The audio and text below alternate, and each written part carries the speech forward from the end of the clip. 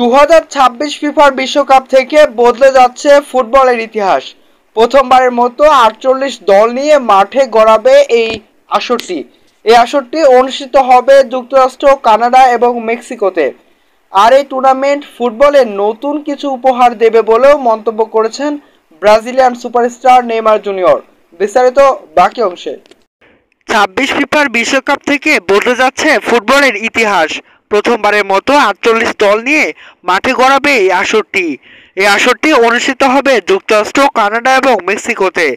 আর এই টুর্নামেন্ট ফুটবলকে নতুন কিছু উপহার দেবে বলেও মন্তব্য করেছেন ব্রাজিলিয়ান সুপারস্টার নেইমার জুনিয়র। সম্প্রতি নেইমার জুনিয়র একটি সাক্ষাৎকারে বলেন, শুধু দেখবেন এবারের বিশ্বকাপটা কেমন হয়। এখানে মাথা ঘুরিয়ে দেওয়ার মতো কিছুই হবে, যা অনেক কিছু বদলে দিতে পারে। আমি সেটা সবার জন্যই ভালো হবে। এনবিএর একটি ম্যাচ দেখতে গিয়ে পুরো উপস্থাপককে দেখে অবাক হয়েছে নেইমার। তার ভাষ্য, এখানে আপনি কেবল একটা ম্যাচই দেখতে যান না।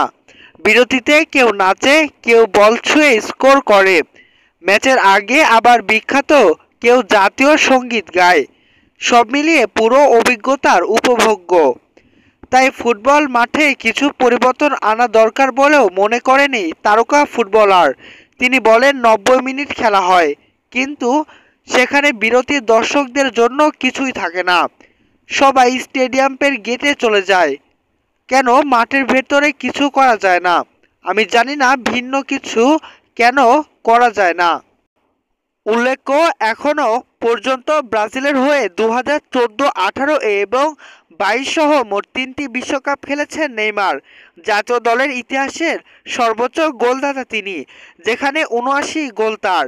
এই ফরোয়ার্ড বর্তমানে ইনজুরির কারণে দল থেকে বাইরে থাকলেও কার্লো আনচেলত্তির 2026 সালের বিশ্বকাপের পরিকল্পনায় রয়েছে এই ব্রাজিলিয়ান সুপারস্টার। তবে এবার দেখার বিষয়, কার্লো আনচেলত্তি 2026 সালের বিশ্বকাপে নেইমার জুনিয়র জায়গা পায় কিনা।